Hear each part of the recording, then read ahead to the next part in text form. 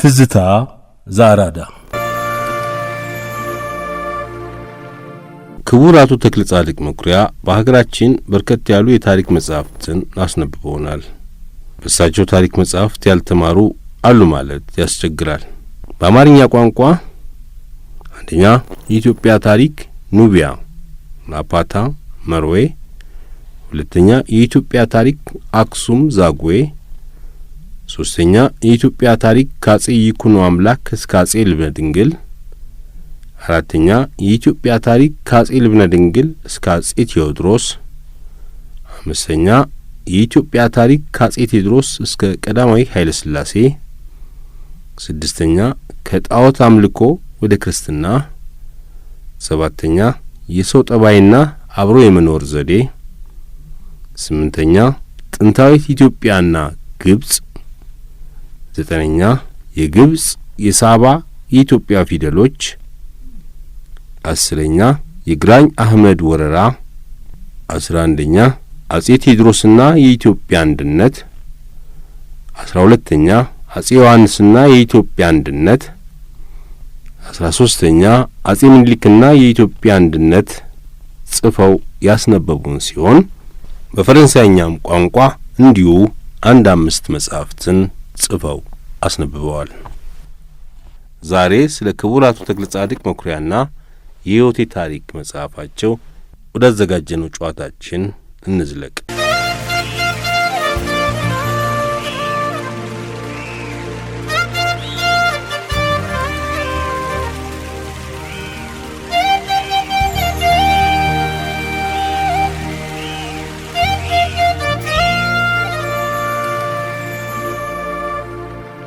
ሕፃኑ ተክለ ጻድቅ መኩሪያ የተወለደው ሰሜን ሸዋ አሳግርት ወረዳ ሳራምባ መንደር ውስጥ መስከረም 1 ቀን 1906 ዓ.ም ነው። ከመርጌታ መኩሪያ ጉልቴና ከወይዘሮ እህተየ ሳብተወልድ መጀመሪያ ወጣለት ስም አበበ የሚባል ሲሆን ተክለ ጻድቅ የክርስትና ስሙ ነበር። እናትና አባቱ ተለያይተው ስለነበር ተወልዶ ያደገው አያቶቹ ቤት ነበር። እናቴ እኔን ወልዳ 3 ዓመት ያህል በአያቶቼ ቤት ካሳደገችኝ በኋላ እኔን ለእናት ለአባቷ ትታ ከቀድሞ ባሏ ከቀኛዝማች መኩሪያ ታርቃ ወደ አዲስ አበባ ሄዳ ተቀመጠች። እኔም አያቴ መምሪያ ብትወልድ እንደ አባት፣ ሴቷ አያቴ እመት ባጀባ እንደ እናት ሆነው በዚያው ባላቸው የኑሮ አቋም አንከብክበው እስከ 6 ዓመት አሳደጉኝ። ይህም ስል በዚያው በሚችሉት የኢኮኖሚና በዝቅተኛው የማኅበራዊ አቋም እንጂ እንደ ዛሬ ዘመን የሀብታም ልጆች ለራሴ ቆብ፣ ለእግሬ ጫማ፣ ለሰውነቴ ሹራብ፣ ሸሚዝ፣ ሱሪ አፈራርቀው ለሕፃን የሚገባውን መብልና መጠጥ ተዘጋጅቶልኝ በአልጋና በፍራሽ ተኝቼ አይደለም። ነገር ግን በዚያን ዘመን በእነርሱ አካባቢ የሚኖሩት ልጆች እንደሚያደርጉት አንዲት ጥብቆ ብቻ ለብሼ ምናልባትም ጦሊት ደርቤ አቧራ ላይ በቂጤ እየተቀመጥኩ ማታና ጠዋት ጭሱ እያፈነኝ ሌሊት ከደረቅ ቆጥ ወይም ከጠፍራ አልጋ ላይ በተነጠፈ ቁርበት ላይ የተኛው ሌሊት ቁንጫና ትኋን ቀን የዝንብ መንጋ ከፊቴ ላይ የተንጋጋ ፊቴ ከንፍጥና ከምራቅ ሳይጸዳ ለወዲያ አሹቅ፣ ቆሎ፣ ንፍሮ፣ እንጀራ በወጥ፣ እሸታ እሸት እየተፈራረቀ ውሃ፣ ጠላና ቅራሬ፣ ወተት፣ አጓት እየጠጣሁ አድጌያለሁ። በሳራምባ እስከ 6 ዓመት ድረስ ባለው ጊዜ ውስጥ ኃላፊ ሆኜ በረኝነት ከብት መጠበቄ እዛ አይለኝም። በሕፃንነቴ ምክንያት ዶማ ይዤም አልቆፈርኩም።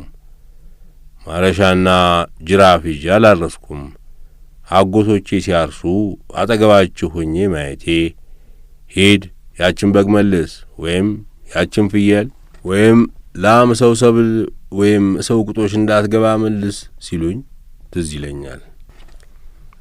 አባቴ አቶ መኩሪያ ከጃና ሞሬ ጎላ ወደ አዲስ አበባ መጥተው ከከንቲባ ወልደ ጻድቅ ዘንድ ሄደው ደጅ መጥናት ይጀምራሉ። ወልደ ጻድቅ አባታቸው ደብተራ ጎሹ፣ እናታቸው እመት ወለተ ጽዮን ይባላሉ። እዚያው ጎላ ውስጥ ጃና ሞሬ ተክለ ሃይማኖት ጎን የጋለሞቶች ሚካኤል ተወላጆች ናቸው። ደብተራ ጎሹና የአባቴ አባት መምሬ ጉልቴ እኛም ወደ ጃና ሞሬ እየመጡ እኚህም ወደ ጋለሞቶች ሚካኤል እየሄዱ በአንድ መቅደስ ያገለግላሉ። ዝምድናም አላቸው ይባላል። መጠኑን ግን አላውቀውም። አባቴ በአገር ልጅነትና በዝምድና ሰበብ ወደ ደጃዝማች ወልደ ጻድቅ ተጠግተው ደጅ ለመጥናት ቻሉ። በዚህ ጊዜም ደጃዝማች ወልደ ጻድቅ በሚመሩት በእርሻ ሚኒስቴር በከብት ሕክምና ውስጥ የጸሐፊነቱን ሥራ ይሰሩ የነበሩት በኋላም ብላቴን ጌታ ተብለው በቀዳማዊ ኃይለ ሥላሴ ጊዜ ከፍተኛ ባለሥልጣን የሆኑት ብላቴን ጌታ ኅሩይ ወልደ ሥላሴ ነበሩ። እርሳቸውም ከመጀመሪያው ላይ ወንድ ልጃቸውን ፈቃደ ሥላሴን ለደጃዝማች ወልደ ጻድቅ፣ ሴት ልጃቸውን ወይዘሮ ገነትን ለሚስታቸው ለወይዘሮ ትሰሜ ክርስትና እንዲያነሱላቸው ሰጥተው በአበልጅነት ተዛምደው ደጅ ስለ ጠኗቸው በከብት ሕክምና ውስጥ የጸሐፊነቱን ሥራ ሰጥቷቸው ይሰሩ ነበር። ቀለባቸውም በወር 8 ብር ነበር። በኋላ ግን ኅሩይ በልጅ ኢያሱ ጊዜ የጠቅላይ ሚኒስትርነቱን ስፍራ ከከንቲባነቱ ሥራ ጋር ደርበው በመያዝ ዋና ባለሥልጣን የሆኑትን ቢትወደድ ኃይለ ጊዮርጊስን ደጅ ጠንተው ደረጃቸውን በማሻሻል የእርሻ ሚኒስቴሩን የጸሐፊነት ሥራ ትተው ወደ ቢትወደድ ኃይለ ጊዮርጊስ ተዛውረው የማዘጋጃ ቤት ዋና ጸሐፊ ሆኑ።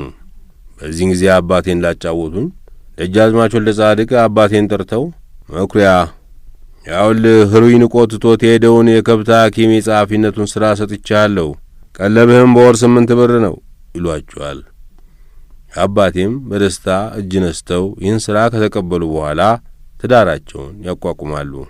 ሚስትም ወይዘሮ ላቀች የሚባሉ የጎጃም ተወላጅ ያገባሉ።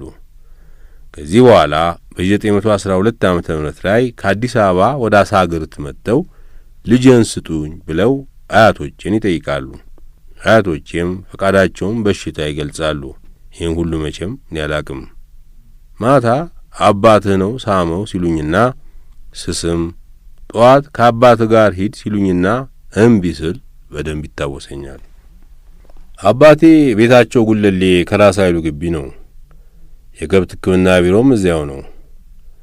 እዚያው ቢሮ ካለበት አጠገብ ቦታ ተመርተው አንድ የሳር ክዳን ቤት ሰርተዋልና አዲስ አበባ ደርሰን ከዚያው ገባን። ነገር ግን ምንም ያህል ሳንቆይ ራስ ኃይሉ በንግሥት ዘውዲቱና በአልጋ ወራሽ ራስ ተፈሪ ፈቃድ ቢሮውና አባቴ የያዙት ቦታ ሁሉ የአባቴ የንጉሥ ተክለ ሃይማኖት ይዞታ ነውና ይለቀቅልኝ ብለው አስለቀቁ። አባቴም ለአጭር ጊዜ በብስጭት ከዚያ ለቀው አራዳ ከሠራተኛ ሰፈር አቶ ሀብተ ጊዮርጊስ ከሚባሉ ከአንድ ወዳጃቸው ቤት ደባል ሆኑ።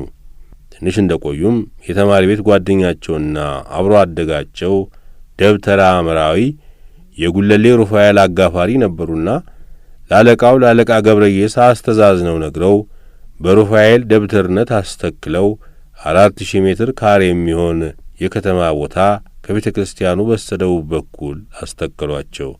በዚህ ቦታ እንደገና አባቴ አዲስ ቤት ሰርተው ደንበኛ ተቀማጭና የጉለሌ ነዋሪ ሆነን። በዚህ አይነት አባቴ በጉለሌ ሩፋኤል ደብተራ በእርሻ ሚኒስቴር በከብት ሕክምናዋ ክፍል ጸሐፊነታቸውን እንደያዙ የጃና ሞሬ ተክለ ሃይማኖት መሪጌታነት ከአያት ከቅድመ አያት የወረሱት እንዳያመልጣቸው ካለቆቻቸው የተሰናበቱ ወደ ጎላ በዓመት 2 ወይም 3 ጊዜ እየሄዱ የግንቦትና የነሐሴን አንዳንድ ጊዜም የታህሳስ ተክለ ሃይማኖትን በዓል ማክበር አያቋርጡም ነበር። ተክለ ጻድቅ መኩሪያ የሕይወቴ ታሪክ መጽሐፍ።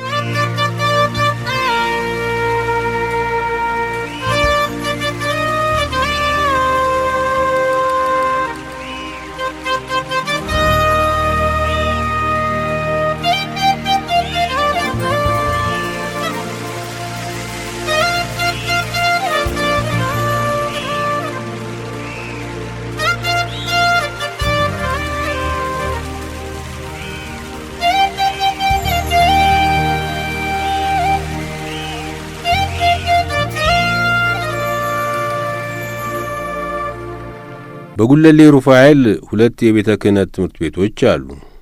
አንዱ የንባብ የቅኔ በየኔታ ስብሐት ለአብ የሚመራ፣ ሁለተኛው የዜማ ትምህርት ቤት ደግሞ በርዕሰ ደብር ደስታ የሚመራው ነው። ስለዚህ በ7 ዓመት ዕድሜ በ1913 ዓመተ ምህረት ላይ ፊደል ቆጠራና ንባብ እማር ዘንድ አባቴ ወስደው የኔታ ስብሐት ዘንድ አስገቡኝ። ከእኔ ጋር የሚማሩት ግማሾቹ የደብተራ ልጆች፣ የቀሩት የጉለሌና የአጣሪ ሰፈር የነጋዴ ልጆች ናቸው።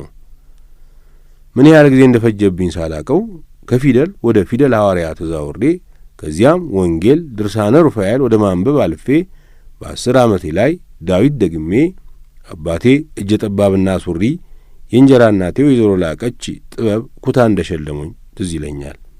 በ10ና 12 ዓመቴ መካከል እኔና ታደሰ የሚባለው ወጣት የወይዘሮ ጠጅቱ ልጅ ነው በሩፋኤል ቤተ ክርስቲያን በበዓል ቀን ስንክሳር፣ ግንዘት፣ ግብረ ሕማማት በማንበብ የሰዋሰው መንገድን በመጠበቅ እንመሰገን ነበር። ለአባቴ አንድ ልጅ እንደመሆኔ መጠን አባቴ የሰው ምክር በመስማት ከንባብ አልፌ ሰዋሰው በማጠናበት ሰዓት ከዚያ አውጥተው ርዕሰ ደብር ደስታ ዘንድ ዜማ እንድማር አገቡኝ።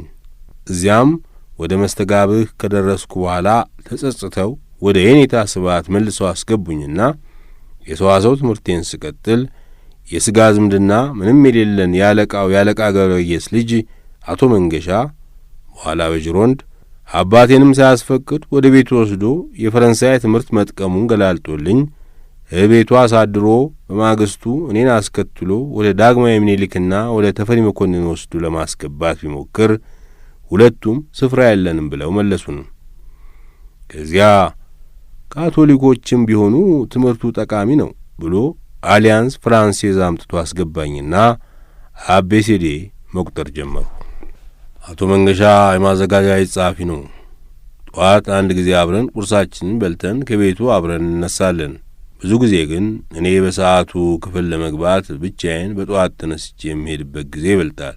በ6 ሰዓት ጓደኞቼ ለምሳ ወደ ቤታቸው ሲበታተኑ እኔ የሚሄድበትና መበላበት ቤት ስለሌለኝ በዚያው በተማሪ ቤትና በእስላም መስጊድ አካባቢ የተንጎራደልኩ በባዶ ሆዴ ስንቃቃ ቆይቼ በ8 ሰዓት ሲደወል ከበሉት ጋር አብሬ ገብቼ እማራለሁ።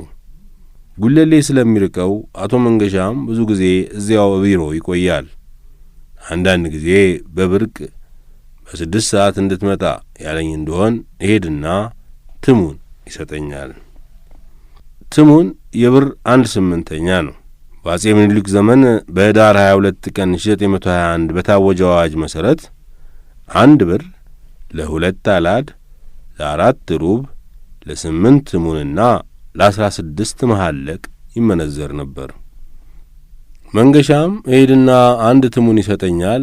በዚያ ፉርኖ ገዝቼ መለስና ሁለታችንም ከእርሱ የቢሮ ጠረጴዛ ላይ ጋዜጣ አንጥፈን ደረቁን ፉርኖ የምንበላበት ቀን አለ። ስለዚህ አብዛኛውን ጊዜ እርሱም እኔም ከጉለሌ ከእርሱ ቤት ጠዋት 1 ጊዜ በልተን እንደዚሁ ውለን ማታ እኔ ከአሊያንስ ትምህርት ቤት ሄጄ ከእርሱ ቢሮ ተገናኝተን አብረን ወደ ቤት ተመልሰን እራታችንን ብቻ እንበላለን። አሁን አቶ መንገሻ የምለው ያን ጊዜ አብዬ መንገሻ ነበር ምለው። 4 ወር ይሆን ወይም ቢበዛ መንፈቅ ይሆን በአሊያንስ ከተማርኩ በኋላ አንድ ቀን ሳላስበው አቶ መንገሻ ወደ አባት ተመለስ አለኝ። ምን ነው ብለው አባት ልጄን ከካቶሊክ ተማሪ ቤት ጨምሮ አበላሸብኝ ያሉ ሐሜታ በስተውብኛል። እኔ አንተን ተማሪ ቤት ማስገባቴ ለመጥቀም ነበር እንጂ ለመጉዳት አልነበረም ብሎ በሐዘን አሰናበተኝ። እኔም ያለ ምንም ክርክር ወደ አባቴ ቤት ተመለስኩ። ቤትም ስደርስ አባቴ እንደማኩረፍ ብለው ዝም አሉ። ነገሩን ስለሚያውቁት የት ከረምህ፣ ምነው ጠፋህ፣ ምን ታደርግ ነበር ብለው አልጠየቁኝም። በሌላ ጊዜም በትንሽ በትልቁ መማታት የሚያምራቸው ልማታም አላሉ። ከዚያ በኋላ በፊት ልጆን ዜማ ያስተምሩት ብሎ ቢመክራቸው ዜማ ቤት አስገብተውኝ የነበረውን አሁን ደግሞ ለእውቀትና ለማናቸውም ነገር ቅኔ ይበልጣል ብሎ ሰው ስለመከራቸው ይመስለኛል ቅኔ ቤት አስገቡኝ።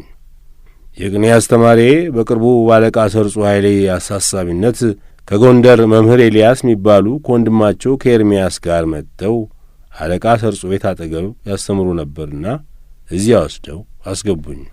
እኔም የኔታ ስብዓት ቤት የተማርሁት ሰዋሰው ስለ ረዳኝ በቀጥታ ጉባኤ ቃና ጀምሬ እቀጥል ጀመር። ደጃዝማች ወልደ ጻድቅ የአገር ግዛት ሚኒስትር የአሩሲ አውራጃ ገዢ እንደሆኑ በ1921 ዓመተ ምህረት የአዲስ ዓለም ማርያም እልቅና ንብረት ተብለው ተሾሙ። ሲጻፍላቸውም ይድረስ ለክቡር ደጃዝማች ወልደ ጻድቅ የአገር ግዛት ሚኒስትር የአሩሲ አውራጃ ገዢ ዝውዕቱ ንብረት ዘደብረ ጽዮን እየተባለ መሆኑ ትዝ ይለኛል። በኋላ አባቴ እንዳስረዱኝ ደጃዝማች ንብረድነቱን በተሾሙ ጊዜ ከጉለሌ አባቴን አስፈልገው ያስጠራሉ። አስጠርተውም ያውና የአዲስ ዓለም ንብረድነቱን መንግሥት ስለሰጠኝ ፊታውራሪ ፈቅ ይበሉ ምስለኔ አንተን ዋና ጸሐፊ አድርጌ ሾሜያችኋለሁና ከፈቅ ይበሉ ጋር ሂዳችሁ ስሩ። ለእኔም ለህዳር ጽዮን እመጣለሁ፣ እኔም ለህዳር ጽዮን እመጣለሁ ይሉና አባቴና ፊታውራሪ ፈቅ ይበሉን ያገናኛቸዋል። ፊታውራሪ ፈቅ ይበሉ ማለት ከራሳቸው ፊታውራሪዎች አንዱ ናቸው። አሁን የአዲስ ዓለሙን የንብረዱን የወረዳ ግዛት ስለ ደጃዝማች ሆነው እንዲያስተዳድሩ ሲሾሙ አባቴን ደግሞ ዋና ጸሐፊ ማድረጋቸው ነው። የዋና ጸሐፊው ተግባር በኋላ እንደ ገባኝ ለፍርዱ ሥራ አንድ ጸሐፊ፣ ለቀላጤው አንድ ጸሐፊ፣ ለገበያ ቀረጥ ማናቸውንም የማር ዱቄት ገቢና ወጪ የሚጽፍ አንድ ጸሐፊ ቀጥሮ ራሱም እየሠራ ሌሎችንም እያሰራ በጠቅላላ የጽሕፈቱን ሥራ የሚመራ ነው። አባቴ ግን ሹመቱን እሺ ብለው እጅ ነስተው ተቀብለው ከፊታውራሪ ፈቅ ይበሉ ጋር አዲስ ዓለም ከመጡ በኋላ የጽሕፈቱን ሥራ መሥራቱንም ማሰራቱንም ችላ እያሉ ጊዜያቸውን ጥንት በወጣትነታቸው ጊዜ አንኮበርና ነዋሪ ማርያም ከሚተዋወቋቸው የአዲስ ዓለም ካህናት ጋር እሸሸሙናዬ ሆነ። የጽሕፈት ሥራውም እየታጐለ ፊታውራሪ ፈቅ ይበሉ ተቸገሩ። ኧረ እባክዎ እርሶም ይስሩ፣ ሌላውንም ያሰሩ፣ ያለዛ ለደጃዝማች መጻፌ ነው እያሉ ስላስፈራሯቸው አደራህን ለደጃዝማች አትጻፍብኝ፣ ጽሕፈት አሳምሮ የሚጽፍ ልጅ አለኝ፣ እሱን ከጉለሌ አምጥቼ እሰጥሃለሁ፣ የቀረውንም ሥራ አንተ እንደ ፈቀድክ አድርግ ብለው ይለማመጧቸዋል። ፊታውራሪው አባባን በሽምግልናቸውም ከደጃዝማች ጋር ባላቸው ዝምድናና ቅርበት ስለሚያከብሯቸው እሺ መቼስ ምን ይደረግ ልጆ ከቻለው ይምጣና ይስራ ብለው ኖሮ አባቴ እኔን ከቅኔ ትምህርት ያቋርጠው ወደ አዲስ ዓለም ይወስዱኛል። ከዚያም ፊታውራሪው ችሎት ወዳስቻሉበት ቦታ ይዘውኝ ሄዱና እጄን ይዘው ፊታውራሪ ያ ልጅ ያልሁ ይሄ ነው፣ አደራህን እርዳልኝ ይላቸዋል። ፊታውራሪም ከግር እስከ ራሴ ተመለካክተው አሁን ይሄ እምርታህል ልጅ ነው ይሄን ሥራ የሚሠራው የሚል ቃል ይወረውሩና ከሆነ ይሁና ይሞክረው ብለው ሲቀበሉኝ አባባም ከጣጣው ተገላግለው ወደ ጓደኞቻቸው ሄዱ። ክቡር አቶ ተክለ ጻድቅ መኩሪያ የሕይወቴ ታሪክ መጽሐፍ። ወጣቱ ተክለ ጻድቅ መኩሪያ በዚህ ሁኔታ ነበረ በ1921 ዓመተ ምህረት ወደ ሥራው ዓለም የገባው። ለዛሬ ይህንን ካልን ሳምንት ተጨማሪ ነገር ይዘን እንቀርባለን።